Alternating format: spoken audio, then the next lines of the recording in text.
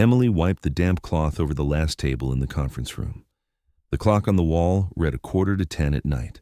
Her back ached. Her feet throbbed inside her worn-out sneakers, but she couldn't stop yet. She still had to clean the hallway floor, put away the cleaning supplies, and lock everything up before leaving. The night before the Christmas holiday always left a bigger mess. The company had thrown an afternoon party, and the results were scattered throughout the office building.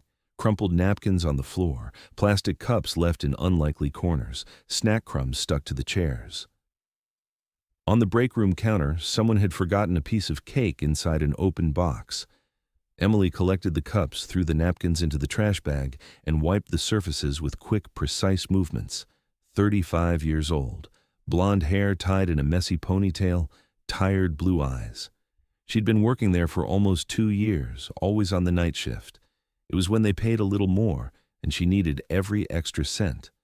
Downstairs in the lobby, her daughter Lily was waiting, sitting on a bench near the Christmas tree.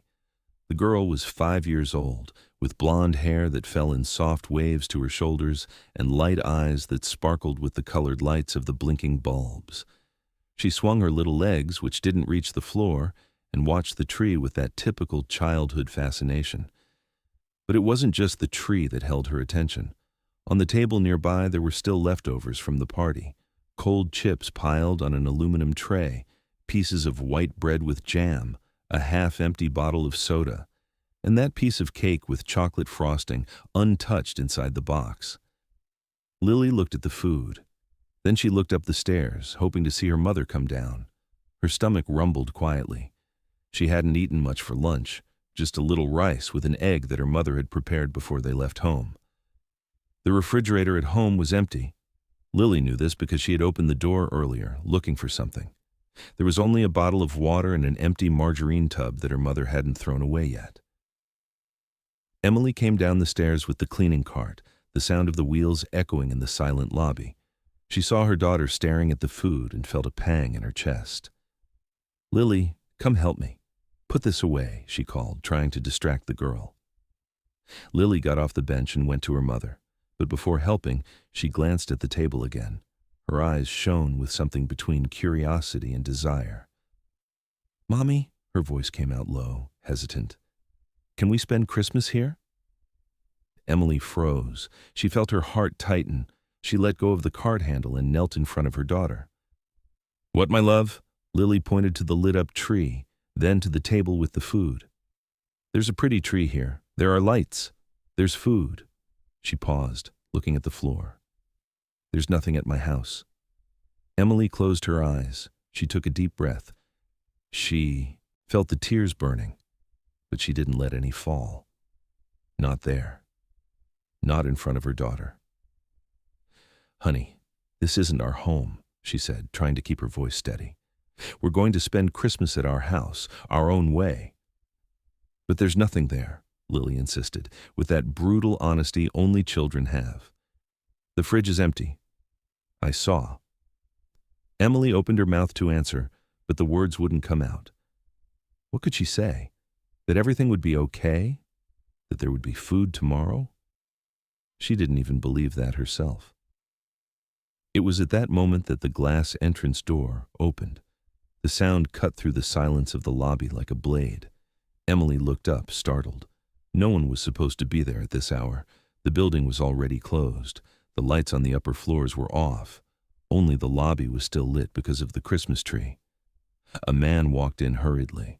A well-tailored gray suit, a loosened tie, dark hair slightly disheveled. David, the owner of the company. Emily recognized him instantly, although she had never spoken to him directly. She was just the night shift cleaning lady. He was the man who signed the paychecks. David was walking towards the elevator, looking at his phone, when he heard the little girl's voice. "But there's nothing at my house." He stopped. He turned slowly and looked in the direction the voice came from. He saw the blonde woman in a cleaning uniform crouched in front of a little girl. The child had teary eyes, and the mother was holding her shoulders gently. David stood there, just watching. He had come to get a folder he had forgotten in his office. He had an important meeting the next morning, even though it was the eve of a holiday, and he needed the documents. He was just going to go up, get the folder, and leave. But now he couldn't move. Something about that scene kept him there. The tired woman trying to comfort her daughter, the little blonde girl with light eyes talking about an empty house, the lit Christmas tree in the background, a stark contrast to the silent pain of that moment. Can we spend Christmas here? The girl's question echoed in his head. Simple, innocent, devastating. David took a deep breath. He felt something strange in his chest, a pang, something he hadn't felt in a long time. Emily stood up and took Lily's hand. "Let's finish up here so we can go home," she said, her voice more controlled now. Lily nodded sadly and went back to the bench. She picked up the crumpled notebook and colored pencils that her mother always left in her backpack to keep her busy. She started to draw, but without the same enthusiasm as before. Emily went back to the cleaning cart, trying to ignore the tightness in her chest, trying to ignore the fact that her daughter was right. There was nothing at home. No food, no tree, no presents, nothing. David watched the scene for a few more seconds. He saw the girl drawing with clumsy strokes, her tongue sticking out, trying to distract herself. He saw the mother organizing the cart with mechanical movements, her shoulders tense, the weight of the world on her back. And then he made a decision. He started walking towards them. His steps echoed on the marble floor, and Emily finally realized she wasn't alone. She looked up and saw him approaching. Her heart raced. Had he heard everything? Did he think she was an irresponsible mother? Was he going to fire her? "Working late, huh?" David said, stopping about 6 feet away. His voice was calm, with no hint of accusation. Emily was startled.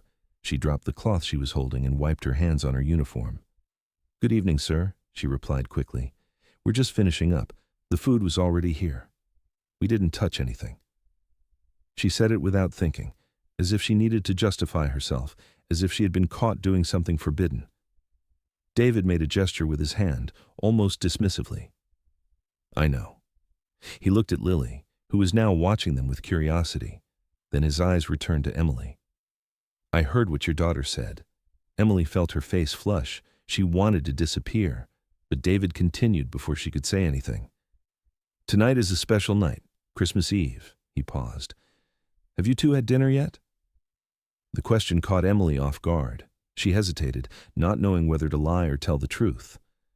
We're going to eat at home," she said, her voice weak. David looked at Lily. The girl had stopped drawing and was now paying attention to the conversation. "What are you going to eat at home?" he asked, but not cruelly. It was genuine curiosity, maybe even concern. Lily looked at her mother. Emily gave a slight shake of her head silently, asking her daughter not to say anything more. But Lily didn't understand the signal. Or she understood and decided to ignore it. "The fridge is empty," the girl said. "There's nothing there." Emily closed her eyes for a second. She wanted to grab her daughter, run out of there, and never come back. But she stood still, her eyes downcast, her hands trembling slightly. David looked at Emily. He saw the shame written on her face. He saw the exhaustion. He saw the silent struggle of someone who works late into the night to try to provide the bare minimum for her daughter. And something inside him shifted. He slowly knelt, getting down to Lily's level. The girl looked at him with those clear eyes, curious and a little scared. "How about you two have dinner with me tonight?" he asked with a gentle smile. Lily's eyes widened. So did Emily's. "Sir, you don't have to," Emily started, but David interrupted her with a polite gesture. "I know I don't have to," he said, standing up and looking at her, "but I want to. It's Christmas Eve. No one should go hungry tonight." Emily shook her head, still in shock. "We can't accept. There's some food right here. We can just—" "That's not dinner," David said, looking at the table with the party leftovers. "Cold chips, warm soda, a forgotten cake, and it's no trouble. It's an invitation. Please." The word please sounded strange. A man like him, the owner of a company, asking please for two strangers to have dinner with him. Emily didn't know what to think. She didn't know if it was safe. She didn't know if she should trust him. But when she looked at Lily, she saw her daughter's eyes shining. She saw the hope on her little face, and that was enough. Please, Mommy, Lily asked, clasping her hands together as if in prayer. Emily looked at David, then at her daughter, then back at David. He didn't seem to have any ulterior motives. He just seemed lonely, tired, someone who, for some reason, wanted to do something good that night. Emily took a deep breath. "Okay," she said, her voice barely a whisper. "We accept." Lily did a little happy jump, dropping her notebook and pencils on the bench. David smiled, and this time, it was a genuine smile that lit up his face in a way Emily hadn't expected. "Great," he said. "I live on the top floor of this building. We can go up right now." Emily blinked, surprised. She didn't know he lived there. She always thought the building was just for commercial use. "You can leave the cart there," David continued. "Someone will put it away tomorrow." Emily nodded, still processing everything. Lily had already grabbed her backpack and was beside her, holding her hand tightly. David walked to the elevator and pressed the button. The doors opened with a soft chime. He held the door open and made an inviting gesture. "After you." Emily took Lily's hand and walked to the elevator. She stepped inside slowly, still a bit unsure. Lily hopped in, her eyes sparkling with curiosity. David entered last and pressed the button for the top floor. The doors closed and the elevator began to rise. Lily looked at the illuminated panel, watching the numbers change. 3, 4, 5, 6. "Do you live in the sky?" she asked, looking up at David. He chuckled softly. "Not exactly, but it's pretty high up." "Can you see the stars?" "You sure can. You'll see." Emily squeezed her daughter's hand, still trying to understand what was happening. 5 minutes ago, she was cleaning the building, wondering how she was going to explain to Lily that they wouldn't have a Christmas dinner. And now, she was in an elevator with the owner of the company on their way to his apartment. The elevator stopped at the top floor. The doors opened, revealing a small private hall with just one door. David stepped out first and took the keys from his pocket. He unlocked the door and opened it, turning on the lights. "Welcome," he said, gesturing for them to enter. Lily went in first, her eyes wide. Emily followed, clutching her daughter's backpack tightly, and what they saw left them speechless. The penthouse was elegant, but not ostentatious. Light wood floors, modern furniture in neutral tones, a minimalist decor that conveyed comfort without excess. Everything was clean, organized, almost too impeccable, as if no one really lived there. But what caught Lily's attention was the Christmas tree. It was positioned near the large glass window that took up the entire side wall of the living room. It was tall, almost touching the ceiling, decorated with white lights that blinked softly. Gold and silver ornaments hung from the branches, reflecting the light delicately. Underneath, a few presents wrapped in shiny paper. But the most impressive thing wasn't the tree itself. It was the view. The glass windows showed the entire city. Illuminated buildings stretched as far as the eye could see, with yellow, white, and colored lights twinkling in the Christmas Eve night. In the distance, you could see the busy streets, cars passing by, people heading home, and above it all, the dark sky dotted with stars. Lily let go of her mother's hand and ran to the window. She pressed her little hands against the glass, her eyes wide with fascination. "It looks like we're in the sky," she exclaimed, her voice full of wonder. David smiled, seeing the girl's reaction. It had been a long time since anyone had marveled at that view in front of him. Over time, he had stopped paying attention. He'd gotten used to it. But now, seeing it through Lily's eyes, he could remember why he had chosen this place. "It is very high up," he said, walking over to her. "You can see almost the whole city from here." "Look, Mommy," Lily called, pointing to a building in the distance with flashing colored lights. "That building has a Christmas tree, too." Emily approached slowly, still a bit tense. She looked out the window and couldn't help but be impressed. She had never been in a place like this. She had never seen the city from that angle. It was beautiful, almost unreal. "It's beautiful," she said softly, more to herself than to anyone else. David looked at her and saw something in Emily's face he hadn't noticed before. Without the extreme exhaustion, without the tension from the building's lobby, she looked different, younger, lighter. Her blue eyes reflected the city lights, and for the first time that night, She didn't seem to be carrying the weight of the world alone. "Make yourselves comfortable," David said, taking off his jacket and hanging it on the back of a chair. "Dinner is ready. My housekeeper prepared it before she left earlier." Emily turned, surprised. "You didn't have to go to all this trouble." "It was no trouble," he interrupted gently. "She always prepares something for me on Christmas Eve. It's just that I usually eat alone. Tonight will be different." Lily finally moved away from the window and started to explore the room with curiosity. She looked at the bookshelf full of books, the coffee table with organized magazines, the huge sofa that looked more comfortable than anything she had ever sat on.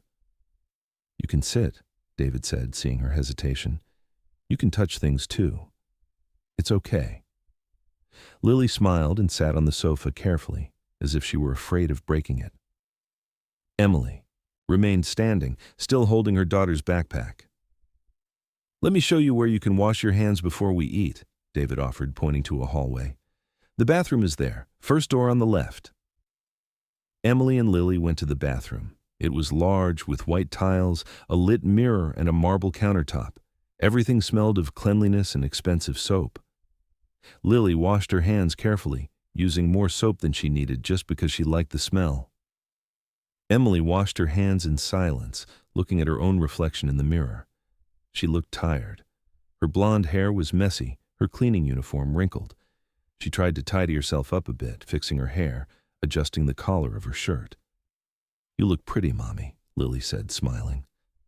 Emily smiled back, but said nothing. When they returned to the living room, David was already in the open-plan kitchen, which was integrated with the living area. He was placing serving dishes on the dining table, which was already set with plates, cutlery, and glasses. There was a white tablecloth, folded napkins, and even a few lit candles in the center. The food was arranged simply but invitingly: a roast chicken with potatoes, a fresh salad, rice, steamed vegetables, and a basket of still warm bread. Nothing extravagant, but much more than Emily could have offered her daughter that Christmas. "Please sit," David said, pulling out a chair for Lily. The girl climbed onto the chair with her mother's help and looked at the table with shining eyes. It had been a long time since she had seen so much food all at once. Emily sat next to her, still a bit uncomfortable. David sat at the other end of the table, in a silence that could have been awkward but somehow wasn't. "Help yourselves to anything," he said, picking up the platter of chicken and offering it to Lily first. The girl looked at her mother, asking for permission with her eyes. Emily nodded, and Lily accepted a piece of chicken that David placed on her plate. Then the potatoes, a little rice, some vegetables. Emily served herself in silence, taking small portions. She didn't want to seem greedy. She didn't want to seem desperate, even though she was. For the first few minutes, they ate in silence. Lily chewed slowly, savoring each bite as if it were the best thing she had ever eaten. Emily ate even more slowly, trying not to show how hungry she was. It was Lily who broke the silence, as always, with her unfiltered childhood curiosity. "Do you live here all by yourself?" she asked, looking at David with her head tilted. David finished chewing before he answered. He looked at the girl and smiled slightly. "I do. For many years." "But it's so big," Lily continued, looking around. "Don't you get scared?" "Scared of what?" "Of being alone." The question was so simple, so direct, that David was speechless for a few seconds. Emily looked at her daughter with a mix of embarrassment and pride. Embarrassment for the brutal frankness, pride for the empathy.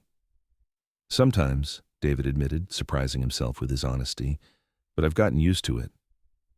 "Don't you have a family?" Lily asked, not understanding that this could be a sensitive question. "Lily," Emily gently warned, "you don't need to ask so many questions." "It's okay," David said, looking at Emily with a reassuring gesture. Then he turned his attention back to Lily. Not anymore." Lily absorbed the answer in silence for a few seconds, chewing on a potato. Then she said, with all the innocence in the world, "Then you're just like us. We're alone, too." Emily felt her heart ache. She wanted to say they weren't alone, that they had each other. But it would be a lie to say it wasn't lonely, that it wasn't hard, that she didn't miss having someone else. David looked at Emily. She averted her gaze, pretending to focus on her food. but he had seen it. He had seen the pain there, hidden behind a mother who did everything so her daughter wouldn't notice how difficult things were. The conversation flowed slowly. Lily asked questions about the city, about what it was like to live so high up, if you could see fireworks from there.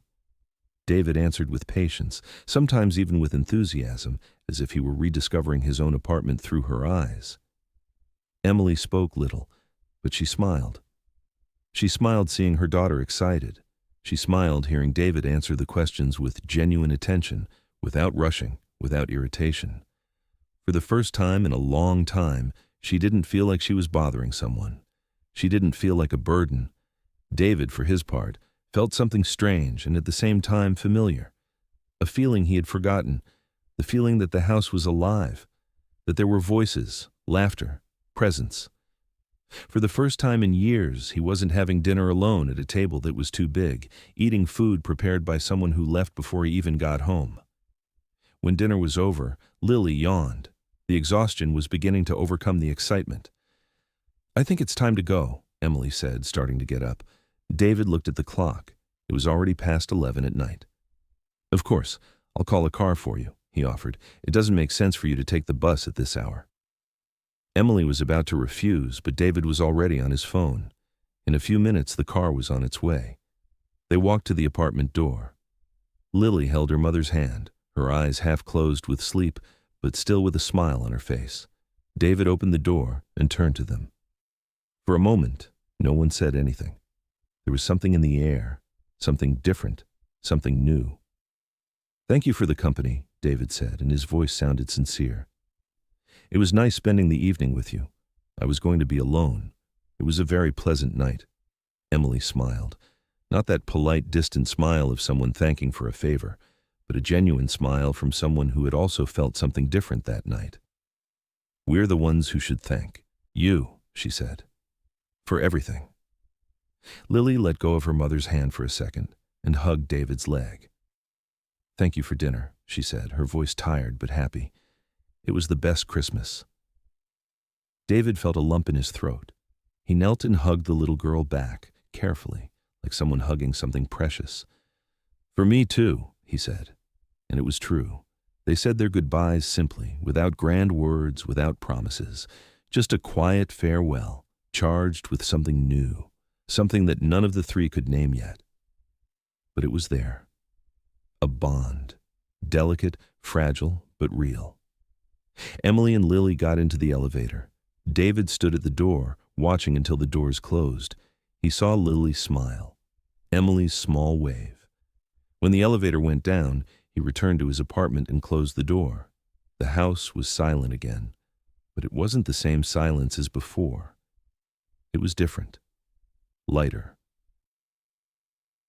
David woke up early on Christmas morning. The sunlight streamed through the large windows of the penthouse, illuminating the silent living room. He got up, made coffee, and sat on the sofa with the cup in his hands, looking out the window. The city was quieter than usual. It was a holiday. The streets had less traffic, fewer cars, less rush. People were at home with their families, opening presents, preparing special lunches. David took a sip of coffee and looked at the Christmas tree. The presents were still underneath, untouched. They were gifts he had bought out of obligation, for employees, business partners, people he barely knew. Expensive and well-wrapped gifts, empty of meaning. He thought about the night before, about Lily running to the window, marveling at the view, about Emily smiling slightly for the first time, looking less tired, about the simple conversation, the girls' questions, the warmth of that impromptu dinner. And then he thought of something Lily had said. "There's nothing at my house." David finished his coffee and picked up his phone. He searched for stores open on the holiday. He found one a few blocks away, a toy store that was open until noon. He got dressed quickly and left. The streets were almost empty. He walked with his hands in his coat pockets, feeling the cool morning air. He reached the store and went inside. There were few customers, mostly last-minute parents buying forgotten gifts. David walked through the aisles looking at the shelves, toys of all kinds, cars, games, stuffed animals, puzzles. And then he saw the dolls. There were several. Big dolls, small dolls, expensive, cheap, dolls that talked, that walked, that did 1,000 things. But David was looking for something different, something simple, something a 5-year-old girl could hug and take everywhere. He found a rag doll with braided brown hair, a blue dress, and a stitched smile on its face. Nothing sophisticated, nothing electronic. Just a simple doll, the kind that seemed made to be loved. He took the doll and went to the checkout. He paid, asked for it to be wrapped in colorful paper with star designs, and left the store. He returned to the building with the present under his arm. He didn't know if Emily and Lily would be there. He didn't know if they worked on the holiday. But something inside him told him to go, to try. When he reached the building, he saw the lobby door was open. He went in and looked around. The place was empty, silent. The Christmas tree was still there, the lights off now in the daylight. And then he heard a voice. David. He turned and saw Lily running towards him. The girl was wearing a simple dress, her blonde hair loose, her clear eyes shining with joy. Emily followed behind, carrying a bag with cleaning supplies.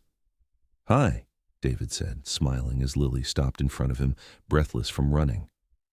You came, she said, as if it were the best surprise in the world. Emily approached a little sheepishly. We came to get some things we forgot yesterday, she explained. I didn't know you'd be here. I came looking for you, David admitted. He looked at Lily and held up the wrapped package. I brought something for you. Lily's eyes widened. She looked at the package, then at her mother, as if asking for permission. Emily hesitated for a second, but then nodded. You can open it, David said, holding out the gift. Lily took the package carefully, as if it were fragile. She sat on the floor right there and began to tear the paper with enthusiasm. Emily watched, her eyes shining. When Lily took the doll out of the packaging, her face lit up. She's beautiful, she exclaimed, hugging the doll to her chest. David knelt in front of her. I saw this doll and thought she was waiting for you, he said with a soft smile. Lily didn't say anything. She just put the doll down for a second and threw herself into his arms, hugging him tightly. David was surprised, but he returned the hug, feeling something warm spread through his chest. Emily approached, her eyes misty. You didn't have to, she said, her voice choked with emotion. You've already done so much. I wanted to, David interrupted, standing up. I really did. Emily smiled. She didn't have enough words to thank him, so she just said, Thank you. Lily got up from the floor, holding the doll in one hand and the crumpled wrapping paper in the other. What should I name her? She asked, more to herself than to anyone. You'll find a name, David said. Then he looked at Emily. Have you had lunch yet? Emily shook her head. Not yet. How about we go for a walk? There are some streets around here that are beautifully decorated for Christmas. We can walk a bit and then get something to eat. Emily looked at Lily, who was already nodding in agreement before her mother could even answer. Okay, Emily said, smiling. Let's go. They left the building together. The morning was clear, the sun shining, and there was peace in the air. David walked beside Emily while Lily went ahead, talking to the doll as if she were an old friend. After walking for almost an hour, they found a simple diner. They went inside and sat near the window. David ordered sandwiches, fries, and juice. They ate calmly. Lily shared fries with the doll, pretending it was eating too. After lunch, a waiter took a picture of the three of them together. Lily in the middle holding the doll, Emily on one side, David on the other. Everyone was smiling. Everyone looked like a family. When they left, David called a car to take Emily and Lily home. Thank you for everything, Emily said before getting in. It was my pleasure, David replied.